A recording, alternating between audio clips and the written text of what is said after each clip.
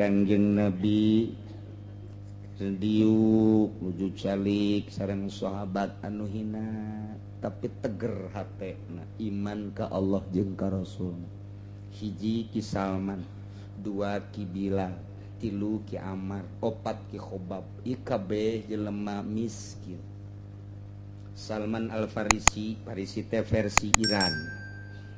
Cik sakaul orang Asbihan eta Salman teh ngadadengekeun aya Rasul diutus. Lantarannya geus bacaan Zabur, geus bacaan Taurat, begitu didengekeun ngadedengekeun Salman teh. Kadenge geus aya kuari Muhammad diutus. Geus aya, geus bener. Salman langsung bebeja ka keluargana, izin teh izin kulama endek ka Muhammad ka ditu. Endek naon man? Ulama geus memeh Kangjeng Nabi Muhammad turun teh geus iman, ieu mah hayang ngabuktikeun jeung hayang maca syahadat. Di hareupeunana teu bisa ditahan. Menggebuna iman Salman Al-Farisi, berangkat langsung ke Mekah. Berangkat Salman ti Iran ke Mekah mun naik kapal teh gitu 2 jam deket. Langsung kapanggih jeung Kangjeng set biasa soal beres tanya di mana abdi ti Persi sangar Salman aya naon ka di abdi rindu jasa ka Tuhan ngadedengekeun geus diutus apa encan coba abdi hayang ngadenge dongeng dicaritakeun ku Kangjeng Nabi bahwa Kangjeng Nabi teh langsung di dinya sujud cekel ku Kangjeng Nabi langsung maca 2 kalimat syahadat asyhadu an la ilaha illallah wa asyhadu anna muhammadan rasulullah. Di mana milu bae ka Kang datang ka nyana tenar jasa Khandaq Salman Al-Farisi ketika perang Parit, perang Khandaq nyana lah sebagai bintangna nu nyieun Parit. Hina jasa nyana mah rudin jasa Salman mah lantaran ti Iran teu balik deui langsung cicing di dinya saaya-aya dahar saaya-aya pake saaya-aya tapi pan ku Kangjeng Nabi geus nyatakeun salah saeja sahabat anu jadi ahli sorga Salman Al-Farisi teu bogana naon ngariung jeung Kangjeng Nabi ngobrol. Kadua Bilal teh orang Habsyi jelema hideung Habsyi Ethiopia hideung geus teu pikaresepen secara zahir mah nyana teh budak belian abid dibeli rindu jasa ka Kangjeng Nabi rindu jasa hayang ka Kangjeng Nabi jasa geus kadenge bahwa Muhammad teh geus jadi Rasul Allah cerik nyana encan macak 2 kalimat syahadat di hareupeun Kangjeng encan puas hate teh kabeneran dijual di pasar aya Sidna Abu Bakar ya saya abid saya abdi cek nu bogana urang mana ye urang Ethiopia Habsyi sangaranna Bilal dibeli ya dibeli teh mahal nya hideungnya mahal Sidna Abu Bakar kok mahal-mahal teuing kabisana loba cek nu bogana sorana bagus tanagana gede jeung nya nama lincah jasa mentak mahal berak sekian beli ku Sidna Abu Bakar di harita keneh waya Bilal hai Bilal kaula meuli anjeun saat ieu ku kaula dimerdekakeun langsung sujud teu kudu sujud geura ka Muhammad ka ditu lumpat kana ka Kangjeng Nabi begitu lumpat langsung maca 2 kalimat syahadat sangaran anjeun Bilal memeh anjeun datang geus kadeule tuh kokolotrakan tarumpah anjeun di sorga Masya Allah hina ngobrol jeung Kangjeng Nabi Ki Khobab teh jalma geus rindu jasa ka Kangjeng Nabi ditangkap ku Nasrani ku Yahudi sageus ditangkap dijual padahal mah lain abid lain naon kulantaran biadab da Yahudi teh dijadikeun abid dijual nyana geus rindu jasa ka Kangjeng Nabi tah datang deui cek sakaul Abu Bakar cek sakaul mah Sidna Umar dibeli diperdekakeun iman Kangjeng Nabi ya Allah tuh jelema hararina keur ngarobrol jeung Ki Amar gitu kene ngarobrol jeung Kangjeng Nabi gitu kadeuleu ku tokoh-tokoh musyrik eta Muhammad ngobrolna jeung nu karari itu bae aing ngasana jahina ngobrol jeung nu kos kitu mah deuk asup Islamna ge kahalangan ku nyana asana kumaha si Muhammad ngobrol teh jeung karitu bae indah nu kitu nu pakir kaditu nu miskin eta mah didinya tah unggal aing liwat jeung si eta bae atunya mondok jeung didinya mondok mah santri Kanjeng Nabi Masya Allah termasuk Abu Hurairah eta santri Kanjeng Nabi eta mah mantap kuari teh mun urang ka Madinah lain mun urang ka Madinah tah ieu makom Kangjeng bumi eta teh ieu makom kabelah dieuna tah Ashabus Sufah nu aya lu eta pondok tah lamun nu deuk kamar kahi ayeuna ye dideleung ke di Madinah belah dieu mimbar baina mimbari wa baiti wa mimbari raudhatun eta raudhah anu tihangna parutih-parutih permadanina putih eta raudhah cek Kangjeng Nabi baina baiti wa mimbari raudhatun min riyadil jannah eta raudhah ngaranna ieu mimbar Kangjeng Nabi ieu bumi makom Kangjeng Nabi didinya asina Abu Bakar didinya asina Umar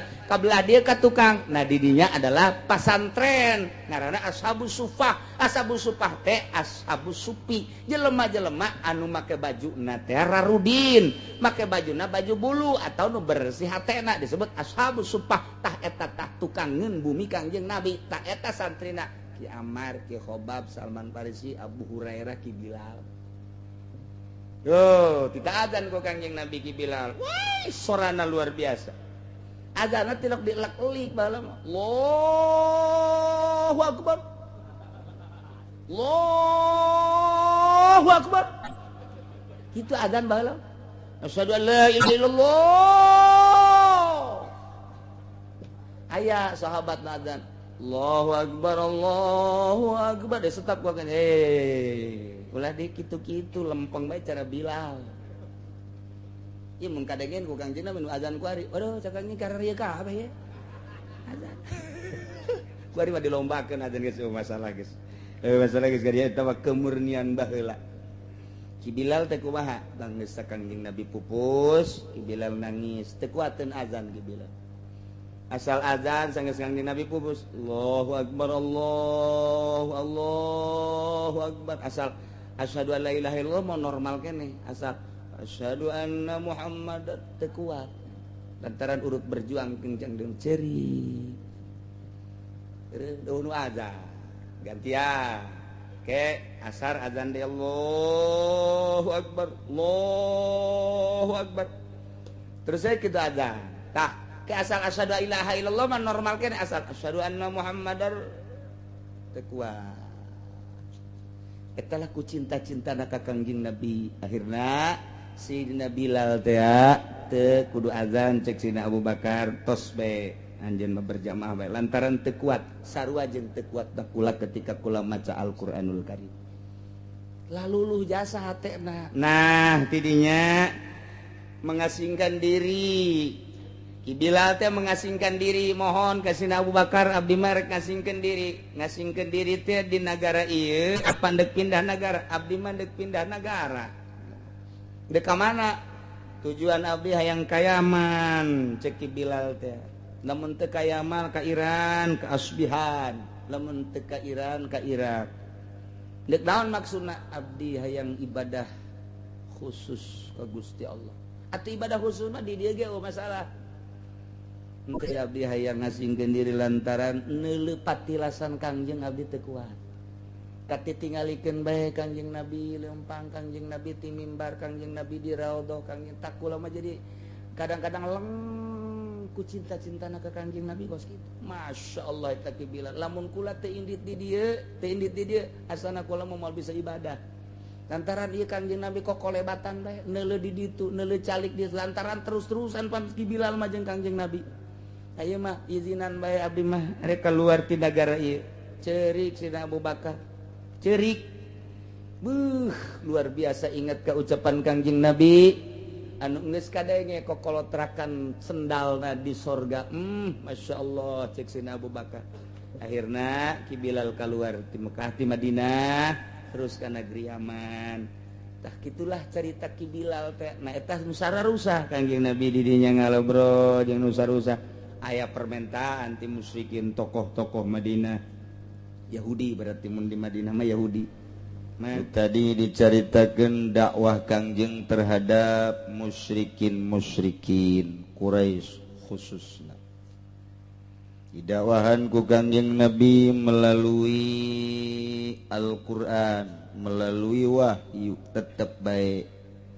Penggede Mekah, musyrikin lain tunduk ka Kangjeng Nabi, lain iman ka Kangjeng Nabi, endahan ngamusuhan ka Kangjeng Nabi. Geus carita ngamusuhan ka Kangjeng Nabi lain kiwari tiba heula. Kiwari onam nyana teu nyaksian turunna Al-Qur'an, turun wahyu. Baheula musyrikin Quraisy, Abu Jahal CS nyana mah ngahadiran, nyana mah nyaho maksudna. Nyaho kana turunna wahyu, tetep bae.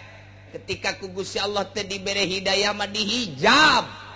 Khatamallahu ala qulubihim wa ala sam'ihim wa ala absarihim gisha.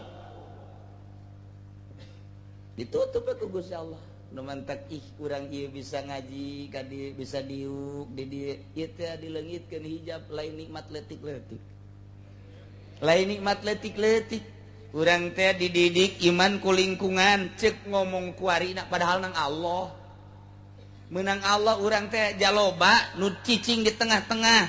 Itu lingkungan Islam, tapi tetep bae teu Islam. Ieu mah hakikat nang Gusti Allah. Urang dibere babari jol-jol iman ka Allah, jol-jol iman ka Kangjeng Rasulullah. Haju memang bener-bener kos kitu secara syariat mah urang dididik ku lingkungan. Lingkungan urang teh kolot sarolat urang milu, kolot taraweh urang milu, kolot henteu urang henteu. Geus kitu bae lingkungan mah ngadidikna. Kolot baheula tilok nonton TV urang henteu, kolot nonton TV urang jualan TV. Atuh kitu bae teh terus tak urang mah dibere babari ku Gusti Allah. Kabelah dieuna teh komo nu geus 40 50 mah haji bae pan pemikiranna lain deui. Duh asana geus deukeut ka hareup cek cenah ieu. Ke aing masih kos kieu kana bae. Aduh. Ka imah kiai mulai tah. Nang saha ngagerakeun ka imah kiai? Nang Allah. Waalaikumsalam kos nuwuh teh padahal kakarat. Di mana ya? Sok tiba nanti mana saja. Kapangi mah seringan ka dia kakarak. Alhamdulillah. Waduh bunga jasa cenah kiai ka dia. Alhamdulillah gua bisa kapangi. Aya naon teh? Nek pinjam duit. Sial. Karena kayak kapangi, Kang Jawara mah oplo kos gitu jasa. Kapangi sudah teh rek naon gitu. Tapi teu eta masaware. Ya nanti dulu sekolah nek ngadeukeutan kiai bae lantaran ieu hirup ti ngora masyaallah kula naon tuh keur ngora tukang mainnya lain main deui kula mah bandar menang nu mantak tobat ge eleh menang bae memalokan tobat bari kiai beak lah tinggal imah doang ge eta ge dijual ngan pemajikan bae teu meunang. Di mana tuh judina? Loba judi kiai ku ari mah tuh. Cenah geus diberantas ku pamarentah. Tai ucing.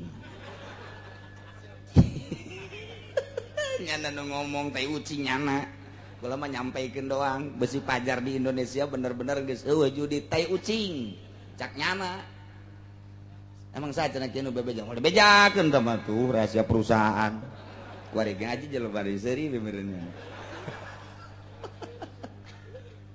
Kula mani ngomong emang kuari eta aya keneh judi pancena geus diberantas ku pamarentah. Geus teu ngajawab. Kos kitu. Lain pancena diberantas ku polisi pan di berita-berita maju ngomong cenah udah enggak ada perjudian. Can anggeus kula ngomong. Berarti teu jasa. Lain ieu besi mamang doang. Yeuh, jeung kula polisina ge main. Siap bisa men polisi kita kade atur daek jasa kan pitah kieu cenah tuh meunang teh kos kitu. Jadi kanyawan di polisi lain kanyawan dianter. Masya Allah, iyalah bumi pertiwi urang. Seperti kieu. Nangis bumi pertiwi urang. Ibu pertiwi urang teh ceurik. Lantaran ieu teh ngabelaan Bung Karno baheula jeung rekan ti memehna para kiai nu diseret, nu dikadigulkeun kiai-kiai teh. Beuh ambalaya anu digantung nu dipicen teu puguh kuburanna memperjuangkan kemerdekaan Indonesia setelah merdeka Masya Allah cerik jana para syuhada teh emang maot henteu dalekeun ku ari kalurah begitu ya cek nyana teh negara aing ku sia dipake lalaga dalekeun awas ya nyana tah dalekeun nu gaib je dalekeun kana ka DPR tadi teh atan nyuratan sasana eureun jadi DPR aja aduh Masya Allah tuh nya tah ieu Kangjeng Nabi teh dakwah kamu musyrikin teh lurut musyrikin teh mualah ngamusuhan terjadilah sampai peperangan Masya Allah eta teh ku bencina ka Kangjeng Nabi turun temurun ku ari anakan nyana teh apaan terus si Abu Jahal musuhan terus ke handap anakan nah ku ari Obama anak eta gandeng-gandeng ada orang nabe gajan batur kabeh bae Yahudi kabeh bae teh kafir-kafir dendamnya ka Kangjeng Nabi ngerasa diacak-acak nyana teh terus urang lamun maca sejarah deh Islam maju ku Kangjeng Nabi terus ku sahabat terus ku tabiin serangan deui ti Nasrani ya Isa mundur Islam di zaman tabiin teh geus mundur atba tabiin teh geus rada mundur terus diserang dah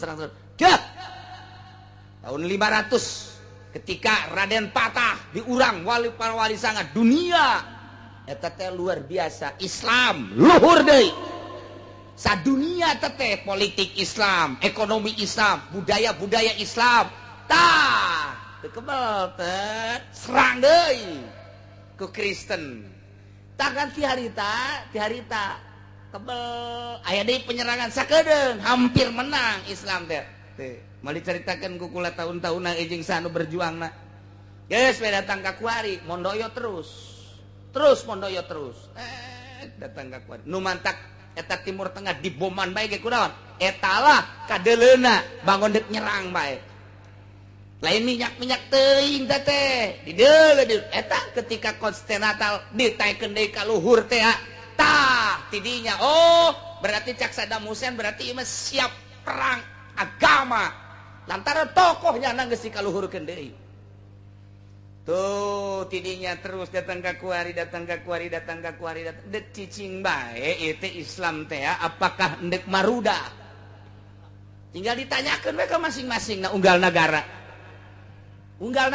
nah tinggal di Indonesia ye ulah nyaritakeun negara batur geus puguh negara batur mah geus diserang geus diperangan geus diserang eta teh moal pati-pati diperangan lamun bener-bener eueuh inohongna di dinya jeung lamun encan kanyerian atuh moal Indonesia lantaran encan aya nu nganyerikeun ka Amerika sumuhun mohon otak encan deuk ditanyakeun bae maka kolot-kolot masih kena bencana asak teh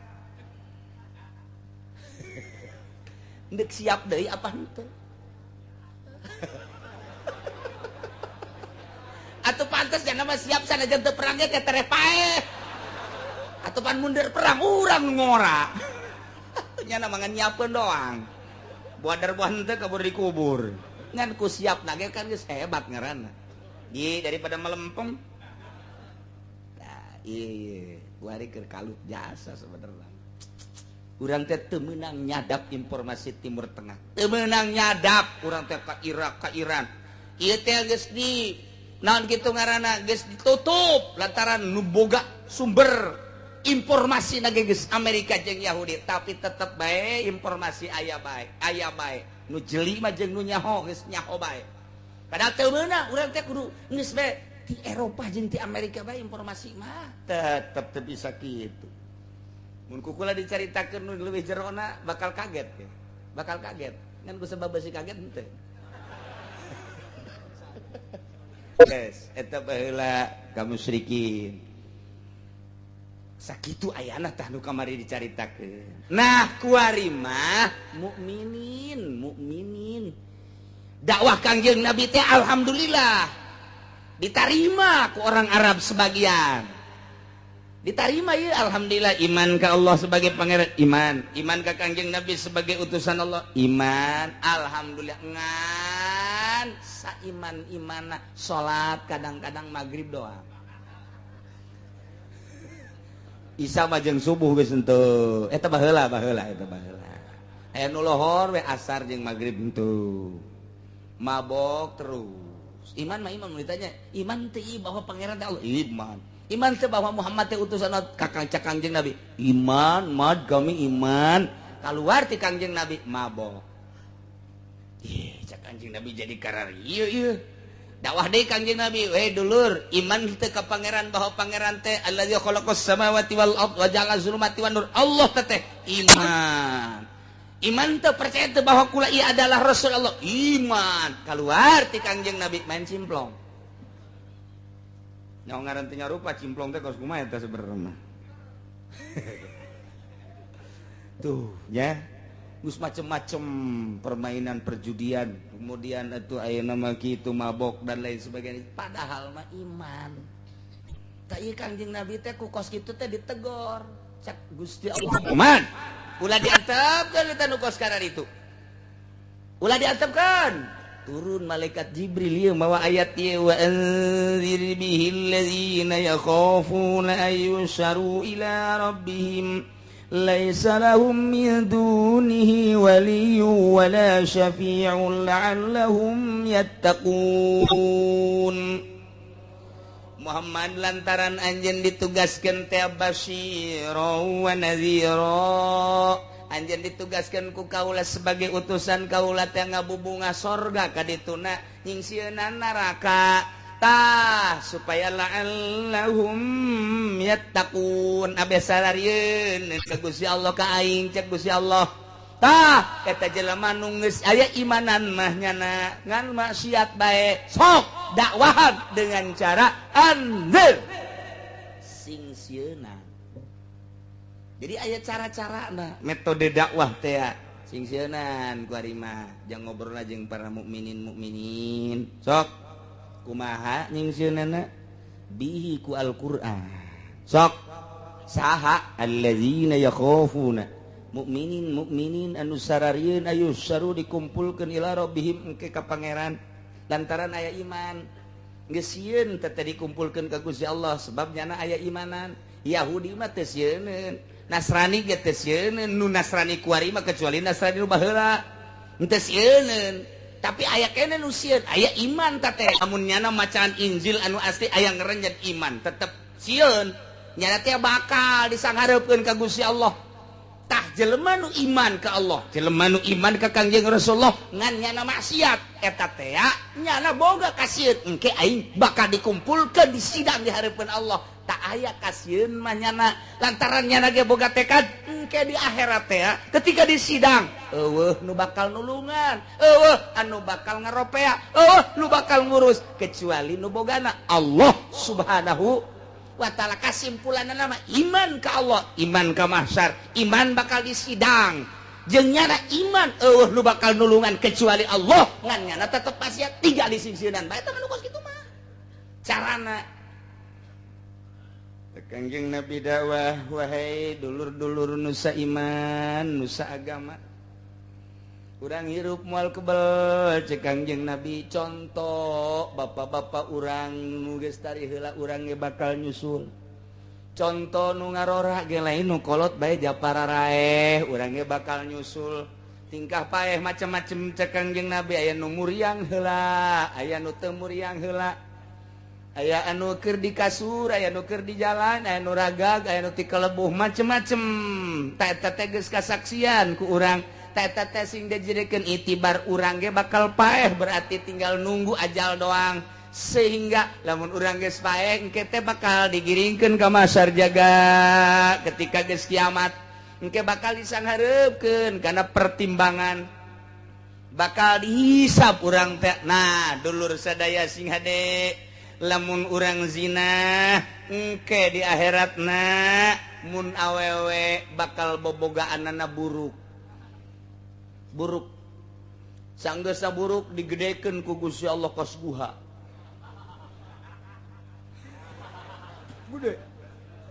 nya gede nya buruk ambe nage ambe na marhala taen eta teh geus ka ambe 100 km geus ka ambe atuh kuari geus sabenerna colok amban atuh bau sarua eta encan siksa geus bau komong ke mah sia seuri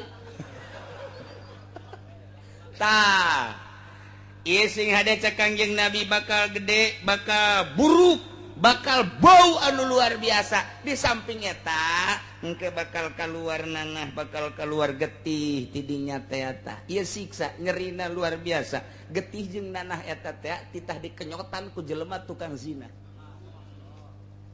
cak Kangjeng Nabi kos kitu sing hade dulur-dulur kabehan tah eta teh zina kos kitu lalakina nu titah ngenyotan di samping bobogaanana bakalna sabelahna tah sabelah siki kanjutna bakal digedekeun sagede gunung Uhud. Jadi dua gunung Uhudnya. Nangkon bae meureunnya kos kitu. Sing hade ye cek Kangjeng Nabi. Nah ieu lah jelema nu zinah teh. Jelema lamun nu mabok. Nah, engke di akhiratna dibere ganggarateun. Sanyasa ganggarateun dahaga anu luar biasa, dahaga anu pohara jasa dahagana. Pohara geus teu tahan jasa, nyana menta cai gegeroan dahaga malaikat bakal mawa ka dinya. Teh dibawakeun naon dieu? Dibawakeun ti bobogaan awewe nu zinah teh tadi dititah diinum ku nyana. Dahaga begitu deuleu cai, waduh haus jasa. Begitu diinum, masyaallah. Peher nyawa peher nyawa naon pokoknya kos gitulah bakal njagetihnya nanah campur diinum salah teu diinum salah Kangjeng Nabi nyaritakeun hiji-hijina tentang siksaan-siksaan nu kuari dilaksanakeun riba jelema nu ngadahar riba engke bakalna beutungna teh gede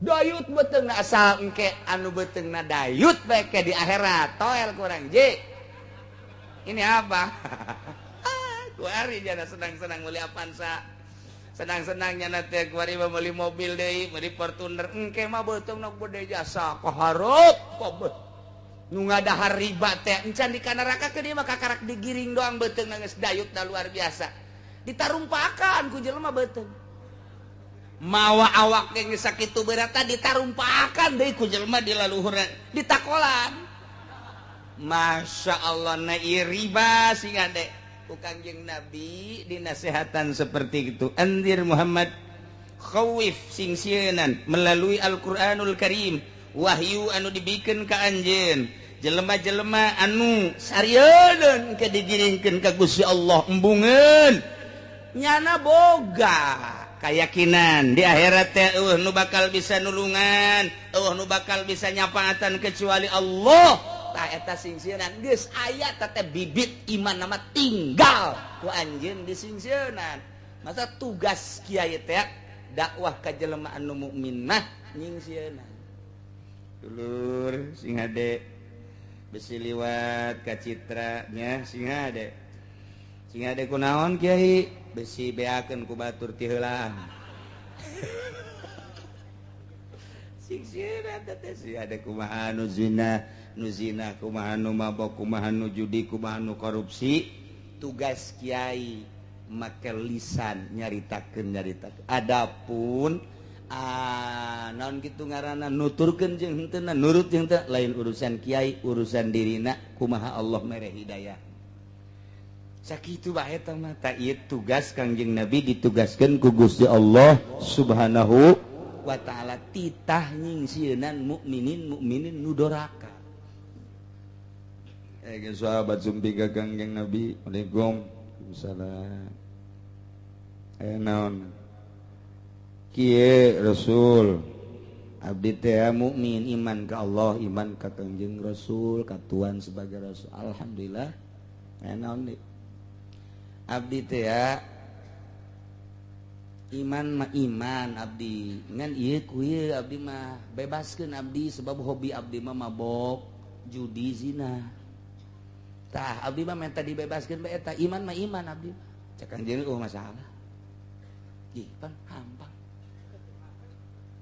ceknya gampang ya batur mau keras ya jadi datang ke pusatnya mah gampang orangana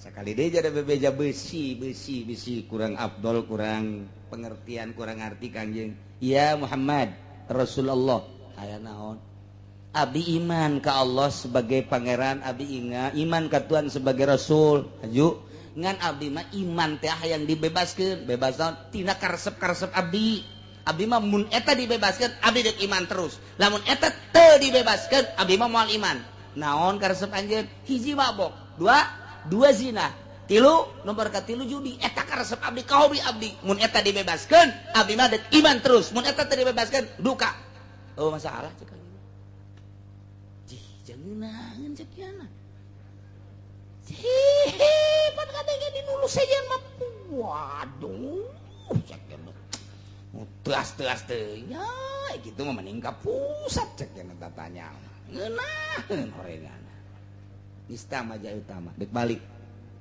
ya naik balik Tuhan abdi bade naro sakali deui terus rek balik aya naon abdi iman ka Gusti abdi iman ka Tuhan teh Rasulullah haju ngan abdi mah endeuk iman terus teh asal dibebaskeun ka hobi abdi naon hobi anjeun hobi abdi mah hiji mabok dua zina tilu judi oh masalah kanjeng Aju amanat naon tutuan ka abdi masalah kitu mah. La takzib ulah bohong we sakitunya. Geus bae eta ulah ngabohong doang mane mah wiridana asa ulah ngabohong bae geus. Ya, sekian aja hampang orangana. Yes, amit. Di jalan nya geus mantep jasa ieu rasul kakarake dakwah teh ngeunaheun. Ngeunaheun dakwah urang iman ka Allah mabok terus. Man kanyana zina terus jangan naon cek cenah geus aing bukan jadi dai aing senangnya nak senang datang ka ieu mah ngan amanat kangjeng ulah mabok ulah non ulah bohong eta hiji wiridan anjeun ulah bohong bae ya sapira bohong gampang geus mulai datang ka ieu mah pir bintang tambah Johnny Walker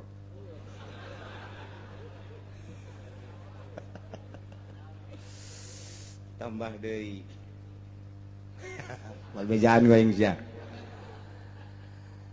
beres begitu dek minumnya na cak Kangjeng Nabi ulah bohong mun aing ditanya ku Nabi mabok kene apa henteu lamun bebeja mabok aing berarti lain lamun bebeja mabok aing isin lamun bebeja aing henteu bohong denden deui kunya je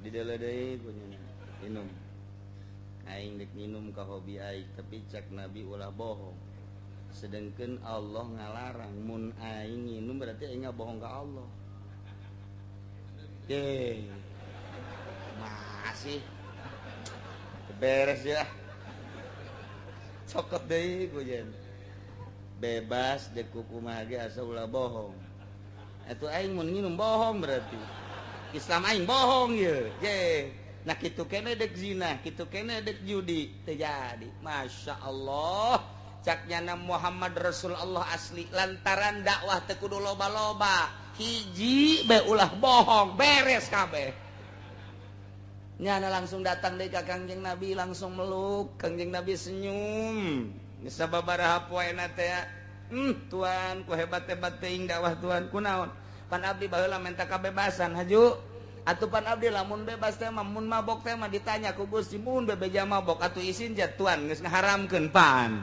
ari abdi bebeja henteu atuh abdi bohong andai kata atuh abdi mabok bebeja ka Tuan misalna mabok bae bener teu ngabohong pan ka pangeran mah bohong dah abdi mah haju henteu ku ari mabok aju zina kayak gitu keneh aju naon deui judi ge geus henteu bae waduh cak Kangjeng Nabi Muhammad ente lamun terus kieu geus lawang surga muka jang ente langsung cerik nya di dinya caknya nanti orang dakwah mati kudu loba-loba teu mun sapeuting 4 panggung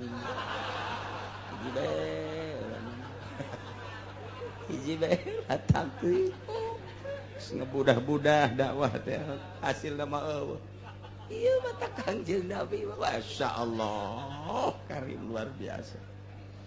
Satu kata, masya Allah.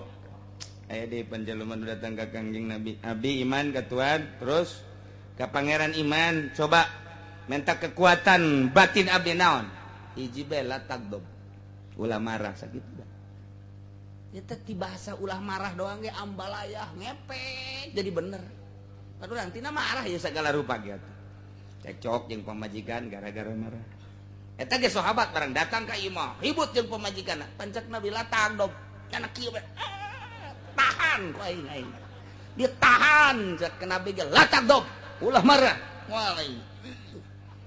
Pamajikanna geus neugeul atuh enggak jawab. Wah latagdob cek Nabi ge. Aman. Begitu nganasehatan ke anakna marah ka nyana teu marah latagdob cek Nabi ge. Dicarekan ku anakna moal marah abah mah sebab cek Nabi latagdob. Jeung tatangga kitu keneh segala rupa kitu keneh. Jadi be masur si eta mah tilok marah yuk urang tuturkeun yuk. Tuh hiji latagdob be ditahan dilaksanakeun ku nyana efekna lain bae keluarga wabeh nuturkeun nyana. Atuh urang mah kiai boro-boro neuk dituturkeun jak kiaina ge tulak cangkeng. Coba sia kai. Teu nyaho si aing kiai. Yeuh. Nya ka kiai kos kitu heran aing mah. Ye tolol sia ka kiai kos. Atuh mah dituturkeun masih ada bisa kiai teh galak. Tuh, masya Allah. Kangjengna sakecap latak dom. Seetik kangjengna sakata tapi masya Allah. Gitulah Kangjeng Nabi dititah dakwah ku Gusti Allah ka kafirin ka musyrikin. Kuari dititah dakwah ka mukminin anu maksiat. Hiji bae ulah bohong. Cukup sakitu bae ge engke bakal ngepek asal asupkeun ka sanubari. Asupkeun ka kolbu, kelakeun di jero hate, tanemkeun di jero hate, bungkus supaya jadi eta ulah bohong teh engke epek kabeh. Nih mah. Kan urang ieu ngabohong ka Allah, ngabohong ka Rasul, ngabohong ka majikan mah jadi lalap buku tah mah. Jadi lalap tah mah tuh. Tapi aya ngabohong anu wajib. Ngabohong nu wajib tetep kabagi 5, aya nu wajib, aya anu haram, aya nu sunnah, aya nu makruh, aya nu mubah. Kitu bae pikih mah terus. Kitu bae pikih mah ngabohong teh aya anu haram. Lamun urang endek nyokot harta make bohong, harta batur ngarampas, make sumpah, make kitu bohong haram. Model pengacara-pengacara, saksi-saksi bohong haram. Aya nu wajib ngabohongna. Aya jelema lumpat ka urang endek dianiaya, salamatkeun abdi. Emang kudu tuh dek dibuluh, hayang asup ka lamari kunci. Teu kebal aya jelema. Aya kijaid ka dieu. Emang kudu nah buang ka wareh paehan ku aing. Je eueuh ngabohongan urang. Wajib tah ngabohongna salametkeun daripada dibunuh mani ngabohong. Wajib tah ngabohong. Salametkeun. Bener sia, bener bila perlu pakai sumpah. Sumpah sia ayo jadi mas ya demi Allah. Gitu bae. Di jero hate motorna janten mah aya. Jadi bae nu pinter mah tuh bisa bae. Tah eta wajib tah ngabohongna tah kos kitu. Aya deui nu wajib, urang boga pamajikan 2. Teruskeun tah ulah ieu sih. Di dia 2 peting, Nah, nu kolot teu meunang. Teu meunang cang nu kolot. Wala kilir fagala naon diintil bae ku nu kolot. Ngabohong mantak naon. Sabaraha ieu nya. Aya naon gitu. Ngariung ieu. Ngariung ka mana? Teu kebal krining pukul urang geus janjian jeung babaturan. Coba angkat tah saha nu telepon. Babaturanna. Oh ibu, aya bapana ya? Ya, emang aya naon? Iya ngariung iya ngisi tarangguan iya. Oh iya. Padahal mah ente ngariung teh naon. Ya tuh kolingan babari teh kos kitu mah. Heuh. Cak nu osok teh atuh kieu mah karak nyahok teh tah tukal memang mesti baheula cenah. Ieu mah keur nyaritakeun ente bae heulanan. Oh, ka, ja bener ya horeng ngariung ditung emang ngariung di mana? Pengkolan di dinya. geus atuh laut tebal kebun. Wow. Paling ge aing ngari-ngariung mah tuh sok ngobrol pan ka jam 12 lah. Atuh sedang teh jam 10 ka jam 12. Wah, tuh leklok teh sakitu ge.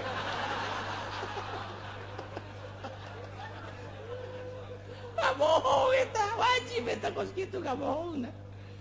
Beres datang jam 12 kadinya. Waalaikumsalam. Di jahe ka eta naon berkat nyeun ngora biasa. Barang nyanan deuleu. Kak, ngariung di mana ya? Pengkolan. Ngariung di mana? Pengkolan kunaon sih? Eta tiung teh sorban.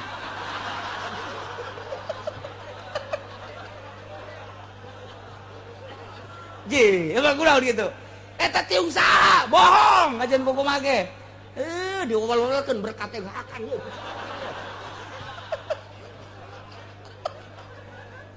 Tinggal salah kene we seuri we. Ulah marah lah tagdob. Lamun marah beratai ulah teh mangkalakuan sorangan jinganan. Teu doraka teu naon, nu doraka mah pamajikanana. Ya atuh salaki mah dorakan teu ngeunah geus atuh tinggal tenang. Ye, atuh ulah ditanggung, haju ulah mah marah urang. Diwawal-walal ge tanggal calangap bae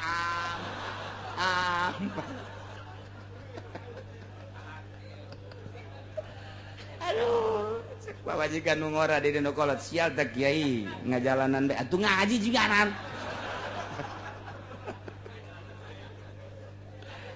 Aduh, daripada anu ngorakeun manusia. Anggeus jadi pamajikan mah kan kudu digilir atuh doraka lamun teu digilir. Nah eta teh urang gilir ngabohong nyalametkeun nu kolot sebenarna mah. Ulah doraka teuing. Je, lamun terus bae pan kos kitu nu kolot doraka atuh salakina ge doraka, pamajikanna kesel. Nu ngorai kitu mah dibohongan, pamajikanna rada salamet, atuh nyanana ge salamet, gilir. Pokona mah geus bisa-bisa bae. Aya nu kieu deui ye. Kan ka mana ngariung malum ieu. Ngariung ka rada jauh ieu mah ngariungna. Eta tuh jeung santri ajak saksi maksudna mah. Ayo. Baik beres padahal mah eta kan nu ngora. Ai ngariungna mah bener. Ngariungna mah bener. Ngariung nangan kadinya heula. Santri nungguan di hareup. Nyana sosonoan biasa. Kulantaran dek ngariung buru-buru mandi segala rupa set berangkat teh ngariung geus curiga nu kolot teh curiga cek nu kolot bener teh teu sih ngariung cenah bejana nyana kawin jeung urang pengkola peangkeun ku aing ka ditu bener eta mah ustadna mah ngariung jeung santrina ka ditu kiaina mah nyana datang ka dinya ka pengkola. Assalamualaikum. Salam cek nu ngora teh nyaho. Tadi aya Pak Haji kaki kaji kadi jatuh aya. Ulah teh aya. Iya tuh jangan teu. Ulah mati tadi di dieu bae. Coba aing ka kamar. Jelas deulean di kamar kabeh. Ngaeta hanjakal anu tinggal kolor tinggalin. Masya Allah. Cak nu kolot iya ye. Saksi nyata. Cokot. Suge. Tarik. Beres. Guys, pamit. Ngadaguan we, geus kieu we ngadaguan salaki. Geus luar klirik we. Datang. Assalamualaikum. Salam.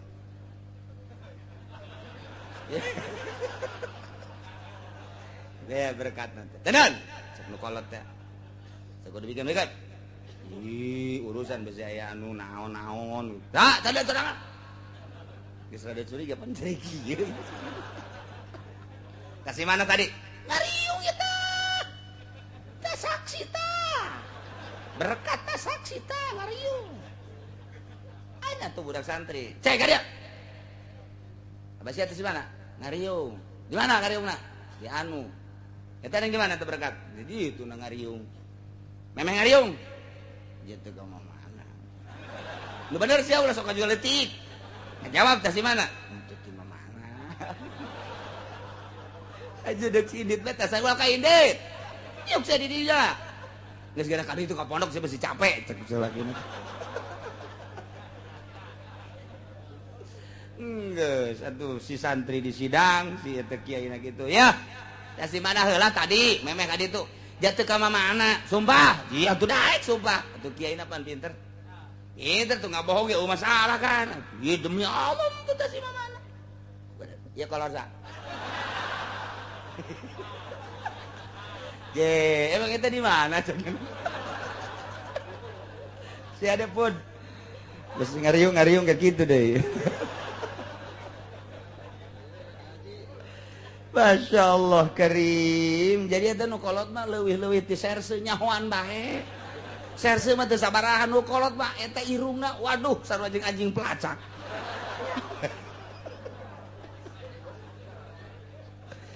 la'allahum yattaqun supaya sieun ka Allah bi iqla'ihim amahum fihi nyabutina pagawean nu salila ieu kunyana dipigawe jeung supaya amali taat ngalaksanakeun taat ka Gusti Allah geus taktikna jeung carana Allah mere ka Kangjeng Nabi jangan dakwahan nu geus iman mah tapi doraka bae sing sieunan melalui siksa-siksa sing sieunan melalui adab-adab sing sieunan melalui siksa boh di dunia boh di akhirat deuleu tuh nu sok judi bae Mang Anu beunang yang contoh disebutkeun ngaranna ge deuleu Mang Anu tuh sakanyaho kula mah nyana teh atep pampanzanan kitu ngaranna judi bae tatadina sawana sababaraha bau tatadina perusahaanana sababaraha macem lantaran beki judi kuari tinggal saimah-imahna dong anak ambal aya pamajikan kitu keneh ta contoh nusok judi bae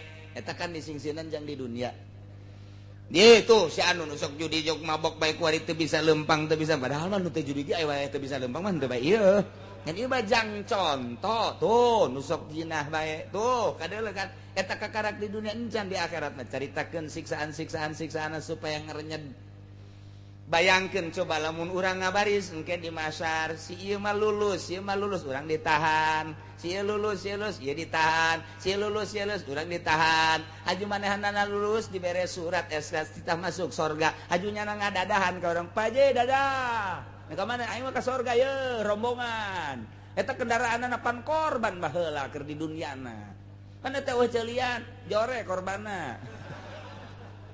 Tah ada kendaraan tinggal tak di nya batur malah lulus ka sorga Masya Allah tinggal aing ye judi keneh korban encan tuh kan Masya Allah engke kan korban urang ke bakal jadi kendaraan di akhirat ya Allah urang di dunia aja boga kendaraan teh aya nu hayang 2 aya nu hayang 3 aya nu 4 mata korban mah terus bae 2 tahun korban masalah jadi dunia dia boga sepeda enggeus motor enggeus mobil enggeus kareta boga tak engke ge di akhirat kos kitu dek make kendaraan nu meuneu ieu aya urang ya Allah dunia loba kemudian atuh ku urang ayeuna mah teu digunakeun urang paeh lah ngasakal diperebutkeun maning gunakeun mumpung keur hirup keneh gas bikan bawa ka kiai tah korbankeun geus ulah diinget-inget ulah sok ulah cenah mun ngadahar satena meunang teh hatena mah teh naon sa kiai mun huluna ge teh naon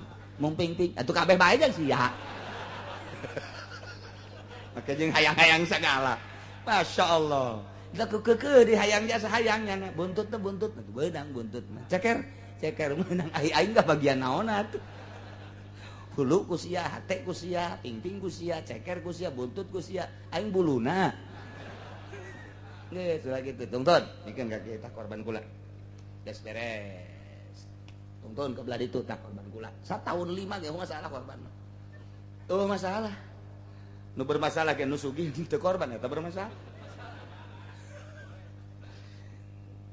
wala tatrudil ladzina yad'una rabbahum bil ghadati wal 'ashyi yuriduna wajhah Kangjeng Nabi waktu keur jumeneng resep Kangjeng Nabi mah diuk jeung nu susah resep diuk jeung nu pakir resep diuk jeung nu rudin mantak dina berjanji teh wa yuhibbul fuqara awal masakin wa yajlisu ma'hum Kangjeng Nabi mah resep jasa ka fuqara jeung ka miskin wa yajlisu ma'hum jeung sok diuk babarengan jeung fuqara jeung masakin eta Kangjeng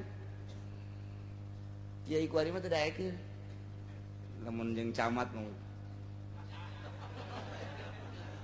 Wow. Batur geus teu meunang nyaho. Ieu nu susah. Mana? Ngan. Ya, geus. Ganggu bae sia. Kiai Golkar mah kos gitu blon. Tah Kangjeng Nabi diuk nuju calik sareng sahabat anu hina tapi teger hatena iman ka Allah jeung ka Rasul. Hiji ki Salman, dua ki Bilal, tilu ki Ammar, opat ki Khobab. Ieu kabeh jelema miskin. Salman Al-Farisi, Farisi teh versi Iran. Cik sakaul orang Asbihan eta Salman teh ngadadengekeun aya Rasul diutus. Lantarannya geus bacaan Zabur, geus bacaan Taurat, begitu didengekeun ngadedengekeun Salman teh. Kadenge geus aya kuari Muhammad diutus. Geus aya, geus bener. Salman langsung beja ka keluargana, izin teh izin kulama endek ka Muhammad ka ditu. Endek naon man? Ulama geus memeh Kangjeng Nabi Muhammad turun teh geus iman, ieu mah hayang ngabuktikeun jeung hayang maca syahadat di hareupeunana. Teu bisa ditahan, menggebuna iman Salman Al-Farisi, berangkat langsung ke Mekah. Berangkat Salman ti Iran ke Mekah mun naik kapal teh gitu 2 jam. Deket. Tah langsung kapanggih jeung Kangjeng set biasa soal beres tanya di mana abdi ti Persi sangar Salman aya naon ka di abdi rindu jasa katuan ngadedengekeun geus diutus apa encan coba abdi hayang ngadenge dongeng dicaritakeun ku Kangjeng Nabi bahwa Kangjeng Nabi tetes langsung di dinya sujud cekel ku Kangjeng Nabi langsung baca 2 kalimat syahadat asyhadu an la ilaha illallah wa asyhadu anna muhammadan rasulullah. Deui mandek milu bae ka Kang datang ka nyana tenar jasa Khandaq Salman Al-Farisi ketika perang Parit, perang Khandaq nyana lah sebagai bintangna nu nyieun Parit. Hina jasa nyana mah rudin jasa Salman mah lantaran ti Iran teu balik deui. Langsung cicing di dinya saaya-aya dahar saaya-aya pakai saaya-aya tapi pan ku Kangjeng Nabi geus jatakeun salah saeja sahabat anu jadi ahli sorga Salman Al-Farisi teu bogana naon ngariung jeung Kangjeng Nabi ngobrol. Kadua Bilal teh orang Habsyi jelema hideung Habsyi Ethiopia hideung geus teu pikaresepen secara zahir mah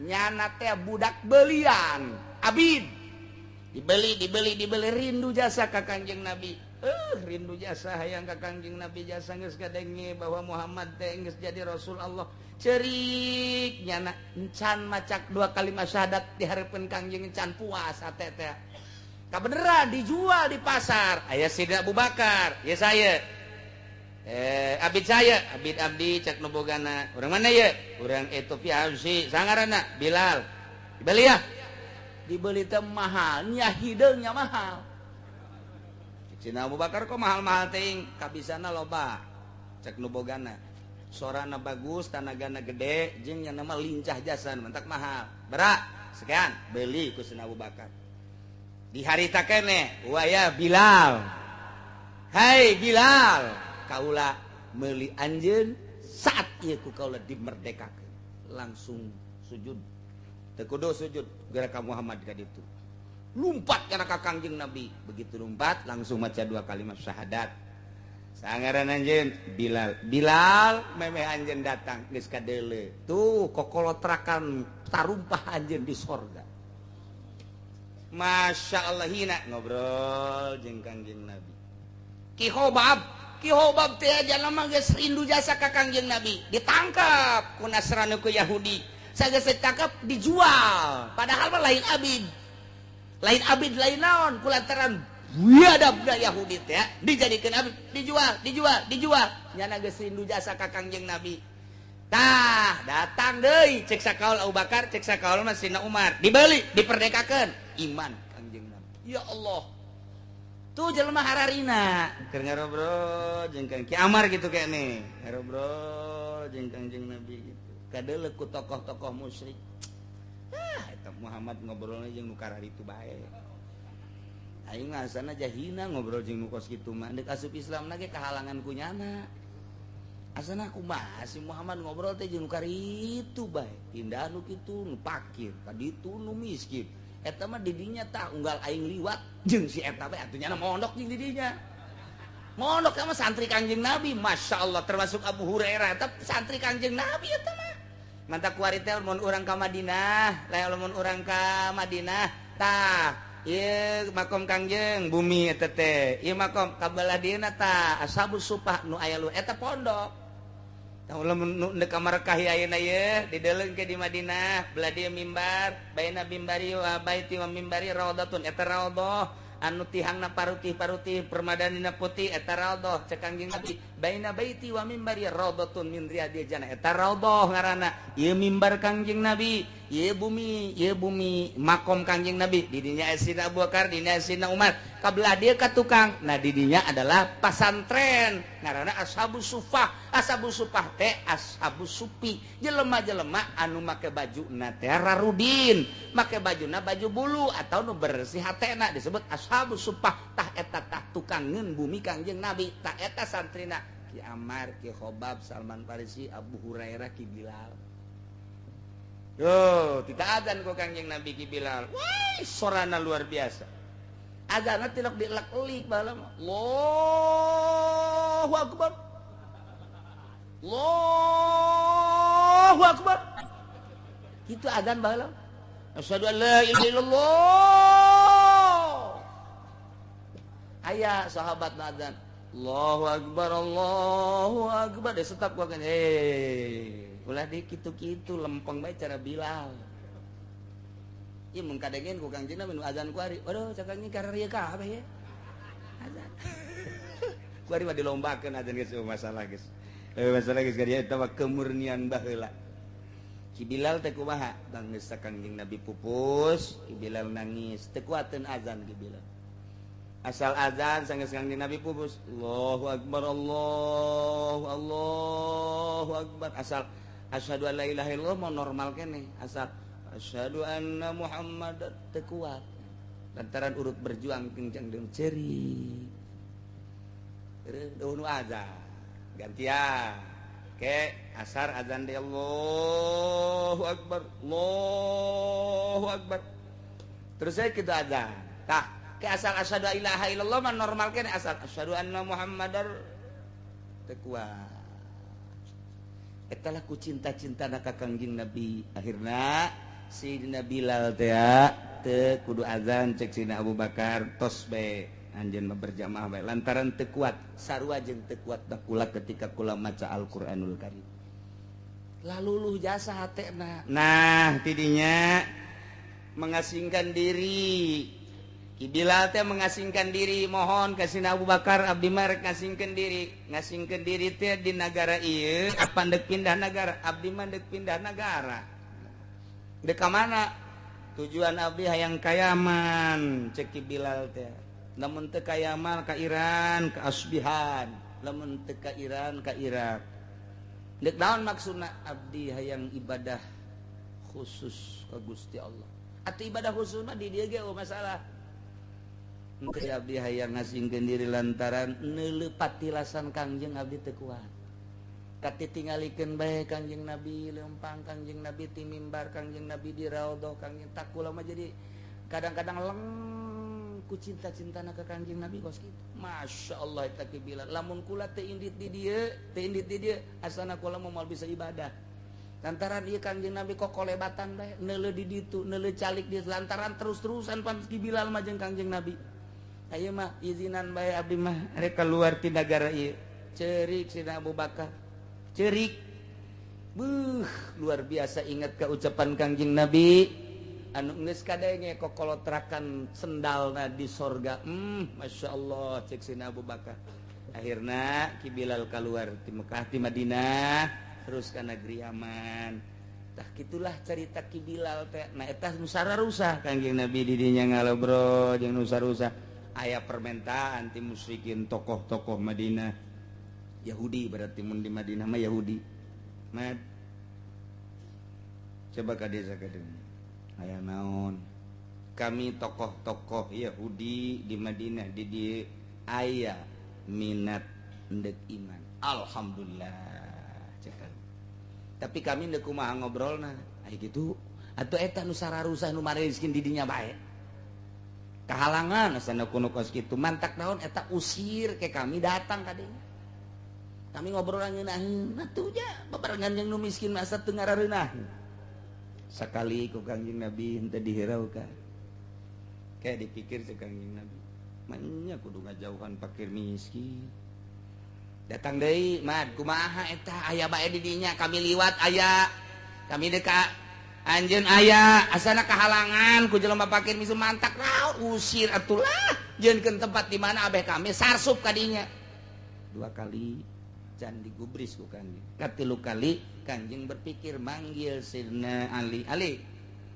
coba ka dieu coba ieu pendapatna ieu kumaha pendapat naon coba tadengekeun aya naon cek Sidna Ali kieu kami para tokoh-tokoh Yahudi di dieu aya tersit aya ngobrol jeung Muhammad bukan kahalangan ku fakir-fakir miskin nu aya di dieu asana teu layak jasa kaula lamun ka dieu aya nyana asa kahalangan jasa ta ieu mah coba usir mantak naon eta teh jelema-jelema palalakir jelema miskin kos kitu tah kumaha Ali coba pendapat anjeun bahkan cak tokoh musik catat tulis dirinya tanda tangan bahwa kami tidak senang dengan orang-orang fakir orang miskin harus diusir kami kakarak datang ke dia tulis perjanjian eta mun eta perjanjian dilaksanakan ku Muhammad kami siap mungkin ka dia terus-terusan ka dituna bisa iman boleh oke sih cek sini boleh Kangjeng Nabi lurak lirik Kangjeng Nabi teh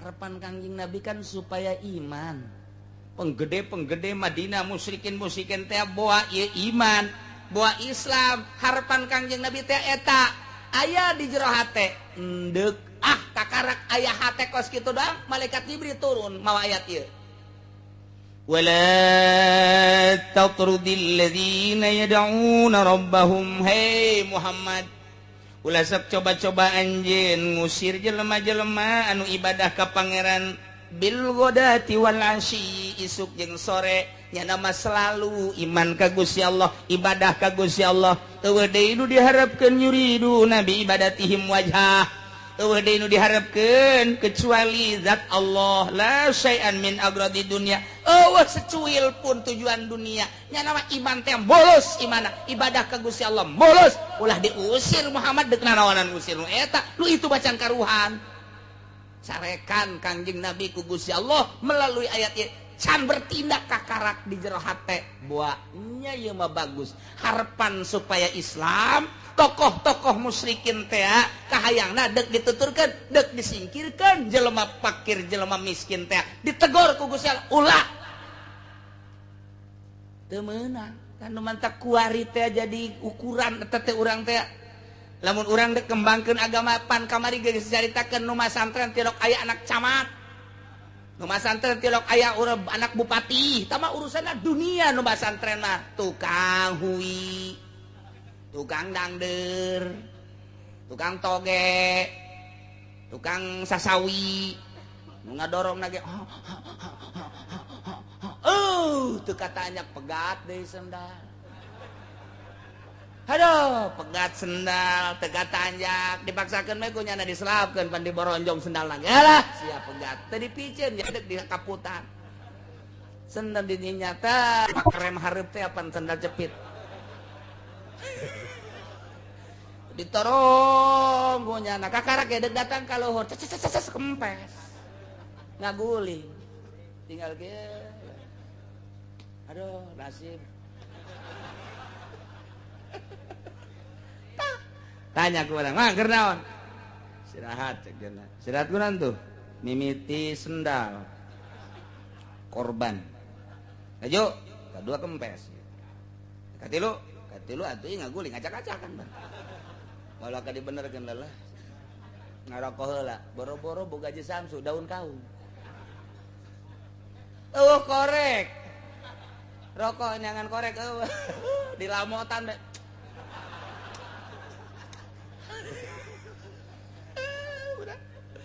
Coba deh aya we lurah liwat. Titit titit tit. Saya tak jalurah teman nanya ge henteu sial teman lurah. Goblok jasa teh lurah. Kadanan ku nanya, kudaon mang kempes. Oh, bantuan ku lurah. Atau ya meuli ban, ya meuli anu. Kadanan ku kitu teu rokok-rokok. Ieu mata rokok. Iceun we nya. Nah, teu kudu ngarokok aing puyeng. Ye we. Mang, mamang orang mana? Sepatang. Ini kamar jual ini jadi tape maksudnya mah iya nyawa diduitin. Keur ngabelaan anak pemajikan. Emang anak di mana? Mondok tuh. Di mana mondok mah? Cisoka. Eta anak nu mondok penuh kitu tah pikiayeun. Da kumaha majuna agama ja anak nu kitu. Eta nu mondok anak nu kitu, anak tukang toge. Anak bangsa aya pejabat. Waalaikumsalam. Nih mau nyantrenin anak nih, Yai. Cuman edeot. Sial jasa. Idiot di pondok tidak ngamajukeun agama tah nyilibkeun. Waduh, enggak ada yang ngurusin katanya di rumah Kiai, di sini sama anak-anak aja. Itu ditarima kurang kumaha. Aya ditarima kurang kumaha. Aya baru teh anak pejabat teh nu keur idiot teh di dieu. Pasrahkeun ka lurah nahakan ku siarah tah.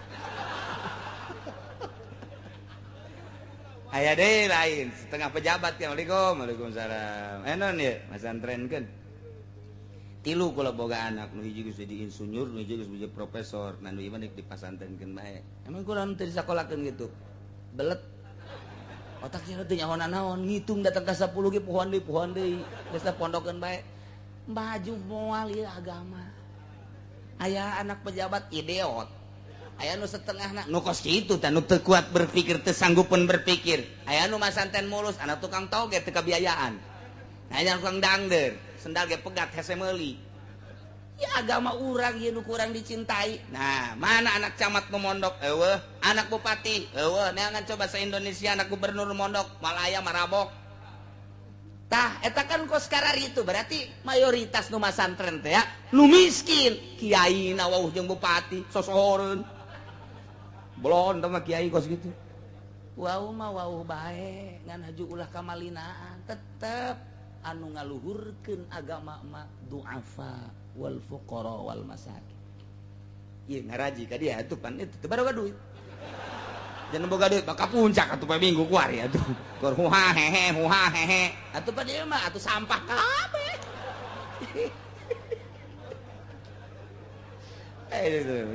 Pan ente ngaji, teu boga duit cenah kiai lah ngaji bae. Mun boga duit puncak. Blon teh coba eta. Kajen ngan aya dage di dieu.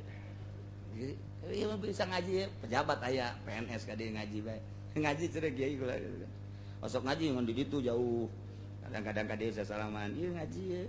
Kiai mah teh ngaji kiai, lamun keur teu ulin ka Bali ngaji. Tembak sia kuai. Tah eta kos karer itu. Jadi agama beuki ciut teh atuh munasabah. Geus kajeun tah mah. Lain kiai, anak kiai teu kadidik ku kiai teu rek masantren kadanan ku bisa masantren.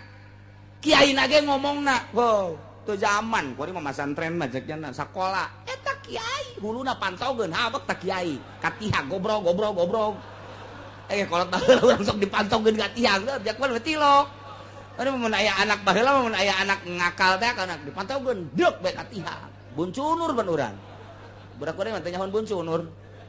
Nah, asal aya kapanggih jeung kakana. Sing ada ya Abah, pantaugeun katihan sia. Eta lalakon keur leutik. Masya Allah. Tuh, anak kiaina bae ge geus teu daekeun masantren. Ku kiaina disakolakeun. Dina harti pek-pek bae tah mah hak masing-masing. Agama deuk dikamanakeun. Nu kuari berbicara agama melenceng teu masantren ya nu masantren mah satu suara tolak tilu anu teu akur sadunya teu akur kabeh kunaon kuari tolak tilu jadi hiji sakolahan ji ceknya cenah aya dalilna kadiekeun dalilna buka tak kitabna atuh dicolok mata sia ku aing sia cerita sebagian kecil dan lain-lain sebagainya. Tak eta kos itu agama nek di mana tuh riba jadi halal ku ari mah. Oh, di dalilan make jamul Jawa mah sagala rupa. Di dalilan make kula barang anu ngahalalkeun bank teh ayeuna. Ieu make jamul Jawa mah bisa di mana melesetna ieu. Balikan deui ku kula dibacana. Iya bener ieu mah kula ge hampir ngahalalkeun harita. Ya boy bisaan ya kan ayo bener mah dalil lah orang nurut barang tek di mana ya lain pegawaian memeh dahar teh ngoreksi kos gitu teh kudu dahar heula aju nundutan pan barang dikoreksi teh oh salah ngagunakeun jamulna salahnya na ye koedahna ye koedah anu kos kieu ye anu kunyana teu kapahar coret terus mana deui bisaan segala mantek segala nanaon atuh mantek ieu teu ngaji ge bisa bae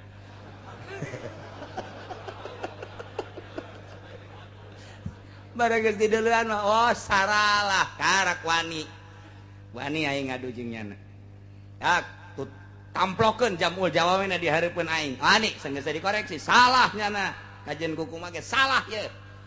Ngan kukula disimpen we leutik ta eta, aju ku ari teu kapanggih. Teu kapanggih di mana meureun aya nama. Geus teu kudu make buku kos kitu lah pokona mah geus. Kitab lagi aya ku ari mah. Jiwanian amat ngahalalkeun riba bank kusadumeh manehanana jadi agen kusadumeh deukeut jeung jelema-jelema kara itu mani ngahalalkeun endek we ulah ngahalalkeun mun ngahalalkeun nyieun hukum mah kitabullah al-muta'alliq nu Allah sing hade lain nu nyana sok ngeuneunahanan nyieun hukum wah ieu bahaya jasa tah kunaon eta wani sakola coba nu masantren moal wani rumah santren mah taya ciut agama ciut geus mah anak pejabat embung masantren anak nu susah paling ge masantren ge tilok telamat jatuh kabiayaan jadang derna ngaguling tadi ban togena acak-acakan dagang endog ya Pak Ismet mah jalan rarusak atuh ngaguling acak-acakan kabeh modal beak jeung endog-endogna kabeh kan nu dicarekan Pak Ismet sial Pak Ismet ye nya nu ragag Ismet nu dicarekan gara-gara jalan cenah anggeus aing dagang endog beak kabeh goblok teh Ismet je. Heuy atuh siapa bae ulah sok kabatur bongan nyana cenah teu beres bae. Kababawa bae. Teu salah teu dosa Pak Ismet ngadengarekan. Atuh siapa bae sing bener naik sapedahna. Enggeus cenah teh ngaguling lah. Mun teu beres-beres jalan duitna dikamanakeun. Tuh enan kos kitu. Euy, sia ulah sok nyaritakeun batur eta teh. Sing bener tuh kasih sia tuh lah kadinya lah. Dasar teu beres cenah. Terus bae masantren anak balik teu kabiayaan endog pareupeus kabeh anak kiaina embung masantren nu susahna teu kamodalan anak pejabat nu masantren nu edeot aya nu setengahna nu teu siapun berpikir agama deuk dikamanakeun atuh gua masyaallah deuk dikumahakeun ya Allah ya Rabbi nah Muhammad ulah sok coba-coba anjeun ngusir jelema susah wala tatrudil ladzina yad'una rabbahum ulah sok diusir jelema anu ibadah ka pangeran isuk-isuk jeung sore-sore teu aya harepan naon yuriduna wajah kecuali zat Allah Subhanahu wa taala nah ma'alaika min hisabihim min syai' teu aya urusan jeung anjeun pertanggungjawaban dipikul ka anjeun tentang manehanana oh urusan jeung kitu deui manehanana wa ma min hisabika alaihi min syai' eueuh saeutik-eutik acan manehanana nanggung jawab anjeun mikul beban anjeun teu aya urusan jeung itu teu aya urusan jeung anjeun atuh wayah ngobrol mah ngobrol bae mah teu kunaon teu kudu diusir-usir teu kudu anjeun lamun engke ngusir fataturun sampaikeun ka ngusir padahal mah teu aya urusan fatakuna minaz zalimin anjeun termasuk jelema nu nganiaya Muhammad ulah henteu ku Kangjeng Nabi teu diusir. Ye contoh luar biasa, urang hirup jeung nu susah bae. Urang hirup jeung pakir bae babarenganana. Ieu mah lamun nu ngondangna nu sugih, wow, gede buleudna ge. Nu ngondangna teu boga nanaonna, waktu. Waktu kula tinu kabeh, tolol teh coba. Tolol. Lamun nu ngondangna wow. ngondang doang tuh ampura bae aduh hese jasa jana waktuna cek malaikat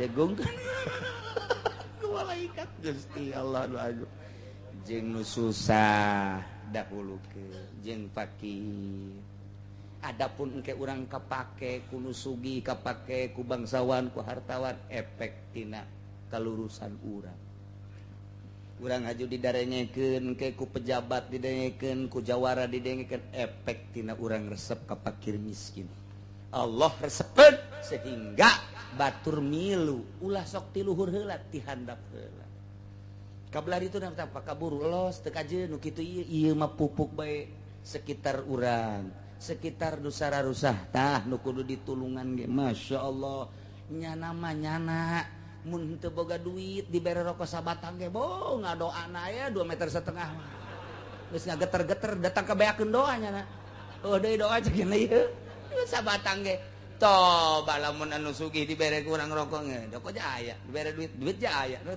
kurang narimakeun tapi lamun nu susah mah masyaallah ngageter-geter jana teh ngageter-geter bisa-bisa nalar doa deui nya teh jangan doakeun kadua kali tuh mantap jeung nu susah yuhibbul fuqara wal masakin wa yajlisu ma'hum nah iyalah kanjing Nabi urang kanjing Nabi Muhammad sallallahu alaihi wasallam jadi kesimpulanna kanjing Nabi diberi metode dakwah jeung para mukminin beda jeung kakafirin wahyuna maka wahyu anu ieu supaya ngerenyed hatena geus aya iman mah tinggal dipupuk imanna beres singsiran kadua kahiji nomor kadua na urusan fakir miskin nu tadi terbersit di jero hate dek diusir ulah ieu teh contoh ka urang hirup leutik-leutik bae lantaran nu bakal perang ge jelema nu leutik sakumaha nu kamari kukula dijaritakeun teh raja teh nanyakeun ieu pengikutna nu bangsawan hartawan kelas apakah nu pariskin du'afa wal fuqara memang kitu nabi mah pengikutna kitu kene santri mun santri aju ngalengkah jeung bangsa nu kelas-kelas atas harapan agama maju jeung nu leutik ka jeung dukun nu leutik maju datang ka imah urang lindeuk sabenerna mah nyeceran nu leutik sabenerna naon ge nu leutik mah boga bonteng assalamualaikum kula boga bonteng menang 2 poe assalamualaikum boga dangder assalamualaikum geus beres aya 10 kali mak nginjem duit masalah wallahu a'lam